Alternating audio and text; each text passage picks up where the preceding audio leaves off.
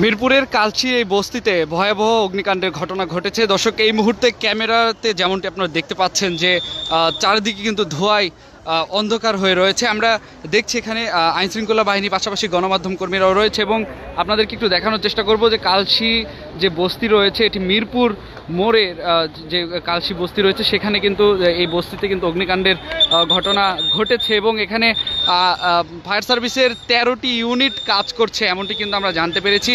এই মুহূর্তে এখানে যারা রয়েছে তাদের থেকে একটু কথা জানার চেষ্টা করব, মূলত কি ঘটনা, কিভাবে এই অগ্নিকাণ্ডের ঘটনা ঘটেছে এটি আমরা একটু জানার চেষ্টা করব। তবে এখানকার পরিস্থিতি খুবই ভয়াবহ, আপনারা যেমনটি লক্ষ্য করছেন এবং আপনাদেরকে দেখানোর চেষ্টা করছি, চারিদিকে ধোঁয়ায় অন্ধকার হয়ে রয়েছে।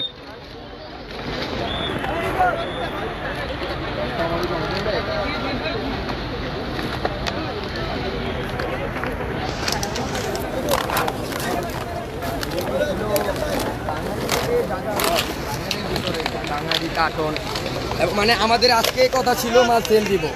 আমরা প্রতি রবিবার সোমবারে মাল সেল দেওয়া হয়, আমাদের বৃহস্পতিবার, এই 3টা দিন আমাদের মাল পাঠানো হয়। আমাদের আজকে টার্গেট ছিল আজকে আমরা মাল বের করে দিব, কারণ এদিকে অভিযান চলার কারণে কিছুদিন পর হিসাব ভাঙা হইতেছে, মানে ব্যবসা বাণিজ্যতে অনেক হইতেছে, মানে ব্যবসা করার মতন কোনো নাই। আমরাও ঈদের পরে বের হয়ে যাব, এরকম উদ্যোগ সবারই, এদিকে সবারই উদ্যোগ ঈদের পরে বের হয়ে যাবে।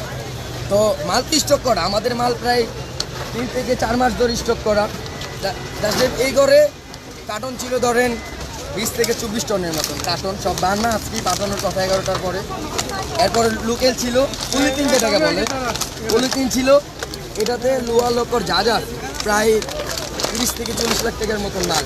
আমাদের এই 4টা দোকান ছিল, একটা দোকান, 3টা আর এই পাশে একটা, 7টা দোকান ছিল। সন্ধ্যাবেলা আমাদের নাস্তা খাওয়ার কথা, আমরা সন্ধ্যার আজান দিছে, নামাজ টামাজ পরে মহাজনরা আসছে, আমরা নাস্তা খাইলাম। নাস্তা খাওয়ার আমরা নাস্তা খাই, ওইটা পানিটাও খাই নাই এই মুহূর্তে।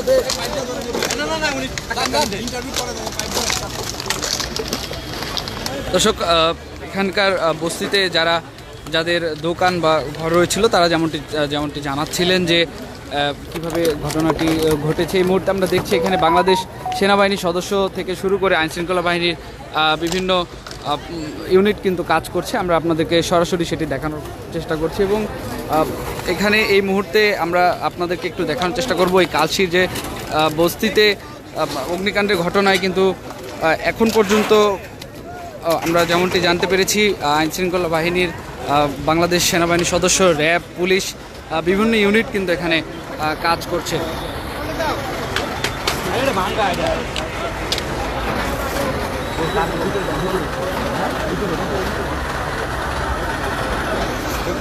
আমরা দেখছি যে যেভাবে পারছে, আপনার হাতে কলসি দেখছি, আসলে কিভাবে ঘটনাটি ঘটেছে সঠিক বলতে পারতাছি না ভাই। আপনার কি এখানে ঘর ছিল কিনা? দর্শক, আপনারা যেমনটি আপনাদেরকে দেখানোর চেষ্টা করছি, এখানে ফায়ার সার্ভিসের প্রায় 13টি ইউনিট কিন্তু কাজ করছে এবং আপনাদেরকে দেখানোর চেষ্টা করব এখানে যেসব দোকান রয়েছিল বস্তির পাশে সেগুলোর জিনিসপত্র সব কিন্তু পুড়ে ছাই হয়ে গিয়েছে এবং এই যে কালশি মোড়, কালশির এই বস্তি, মিরপুরের এই বস্তিতে অগ্নিকাণ্ডের ঘটনা আমরা এখন পর্যন্ত যদি আপনাদেরকে দেখানোর চেষ্টা করি যে ধোঁয়ার পাশাপাশি কিন্তু আগুনের যে ফুলকি, সেই ফুলকিটি কিন্তু বের হচ্ছে। আমরা দেখছি এখানে ফায়ার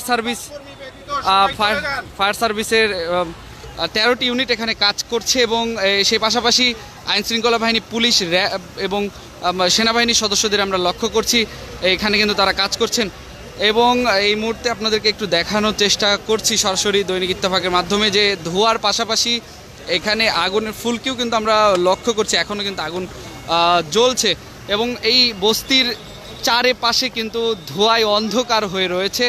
এখানে কাজ করছে বিভিন্ন স্বেচ্ছাসেবী ইউনিটের যারা রয়েছে তারা এবং এই মুহূর্তে এখানকার পরিবেশ চারিদিকে কিন্তু ধোঁয়ায় অন্ধকার হয়ে রয়েছে।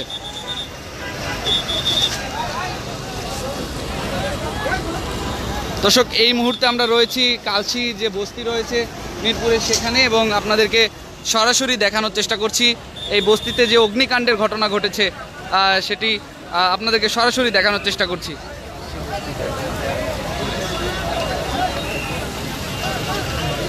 দর্শক, এই বস্তির আশেপাশে ধোঁয়ায় কিন্তু পরিপূর্ণ এবং এই ধোঁয়ায় কিন্তু এখানে থাকা খুবই মুশকিল হয়ে পড়ছে। আমরা দেখছি এখানে আইন শৃঙ্খলা বাহিনীর বিভিন্ন ইউনিট কাজ করছে। এই পাশেই আমরা দেখানোর চেষ্টা করছি আপনাদেরকে ফায়ার সার্ভিসের বিভিন্ন ইউনিট রয়েছে।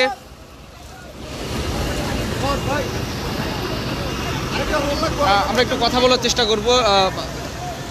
আপনারা কখন এসেছেন এবং কি দেখলেন একটু জানাবেন আমাদের। থেকেই কাজ করছে ফায়ার সার্ভিস কাজ, পাশাপাশি অন্যান্য সংস্থাগুলো কাজ করছে আগুন নির্বাপনের জন্য, উদ্ধার কার্যক্রমের জন্য। পাশাপাশি ফায়ার সার্ভিসের যে ভলেন্টিয়াররা আছেন। ধোঁয়া বেড়েই চলছে, আসলে কি মনে করছেন? এটা ধোঁয়া বেরোবে, এটা স্বাভাবিক প্রক্রিয়া। এটা আগুনের ধোঁয়া না, আগুন নেভার পরে যে ধোঁয়াটা হয় সেই ধোঁয়াটা বেরোচ্ছে। কিছু কিছু জায়গায় আগুন রয়েছে, সেগুলো দ্রুত নিভে যাবে। Thank you. দর্শক, এই মুহূর্তে আমরা কথা বলছিলাম ফায়ার সার্ভিসের যারা স্বেচ্ছাসেবক রয়েছে তাদের সঙ্গে। তারা যেমনটি জানাচ্ছিলেন, তারা দীর্ঘ সময় ধরে এখানে কাজ করছে। অগ্নিকাণ্ডের যে ঘটনা এখানে আমরা আপনাদেরকে দেখানোর চেষ্টা করছি। এখানে কাজ করছে আইনশৃঙ্খলা বাহিনীর বিভিন্ন ইউনিট এবং ফায়ার সার্ভিসের যে স্বেচ্ছাসেবী টিম রয়েছে তারা, আমরা দেখানোর চেষ্টা করছি।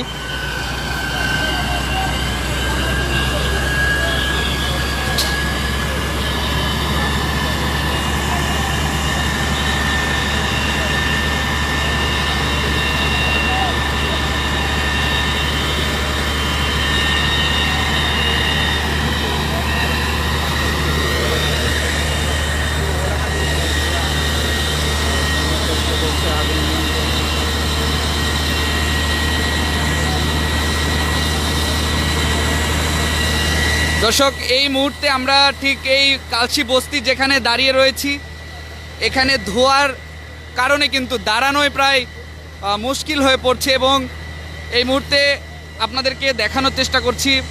এখানে কাজ করছে আইনশৃঙ্খলা বাহিনীর বিভিন্ন ইউনিট এবং বাংলাদেশ সেনাবাহিনীর যারা সদস্য রয়েছে তারাও। আপনাদেরকে জানিয়ে রাখি যে এই বস্তির পুরো এলাকা জুড়ে কিন্তু ধোঁয়ায় অন্ধকার হয়ে রয়েছে এবং এখানে এই মুহূর্তে আপনাদেরকে সরাসরি দেখানোর চেষ্টা করছিলাম।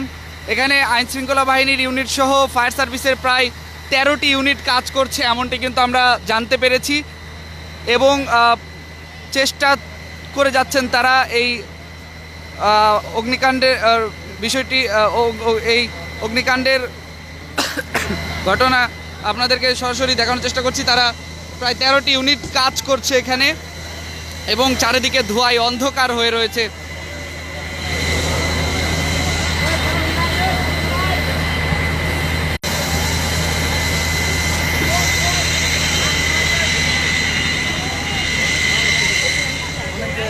কাজের কর্মে গেছে, এখানে তো সব আমরা গরিব মানুষ থাকে, এখানে সব গরিব মানুষ, এখানে কোনো বড় লোক থাকে। আমি কি মনে হচ্ছে আগুনের সূত্রপাতটা আসলে কোথেকে?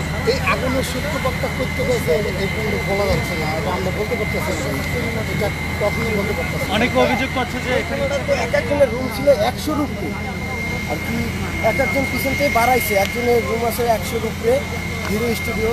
এবার ওই সাইডে আসানুল্লাহ আরও রুম ছিল মানে 100 রুপে। ওই সাইডটা আগুনটা বেশি লেগে গেছে। এই সাইডে আগে 3-4 দিন আগে ভাঙিয়ে ফেলাইছে, ভাঙিয়ে ফেলার কারণে এই সাইডে আর কি আগুনটা আসতে পারে না এই সাইডে। আর বাতাসটা পুরো এই পশ্চিমে উত্তরা বাতাস ছিল, তার জন্য আর কি আগুনটা দাউ দাউতে রোহিঙ্গা লাগছে। এখানে বাঙ্গারের যে দোকানটা ছিল ওই দোকান থেকেই লাগানো, কীভাবে লাগছে বলতে পারি না আর কি, ওই দোকান থেকেই শুরু। আচ্ছা, আপনার রুমে আপনার কয়জন ছিল? আমরা রুমে ছিলাম টোটাল 5 জন। সবার